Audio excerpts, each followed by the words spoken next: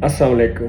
तमाम परदेसी भाइयों के लिए ज़रूरी पैगाम है, इस वीडियो को देखें। कितना अरसा रहे जे प्रदेश 20 साल गुजारे परदेस च वकील साहब। अज ना पैसा रहा ना औलाद रही, सारा कुछ चला गया।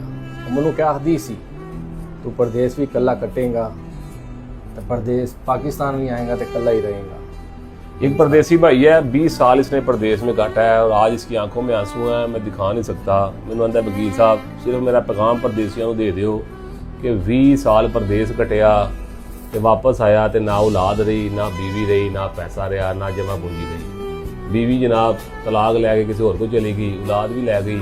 औलाद ने भी लालच आ कहता कि अपने प्यो नाल नहीं जाना, तो जिन्ने पैसे सी बीवी के अकाउंट च भेजदा सी वो भी जनाब सारे लै गई। जो मकान सी उनके ना करवाया सी वो भी लै गई, तो बेचारा अज नहत्ता है खाली हाथ। मेरा ये पैगाम तमाम परदेसियों के लिए है कि एडा अन्ना एतबार ना कर लिया करो। तुहाडी मेहरबानी है, भावें तुहाडी बीवी होंदी है, तुहाडा घर का रिश्ता होता है, लेकिन सारी खवातीन भी एक जैसी नहीं होती। जो इसके साथ हुआ ना, मेरी दुआ है इंशाल्लाह किसी परदेसी नाल ना होवे।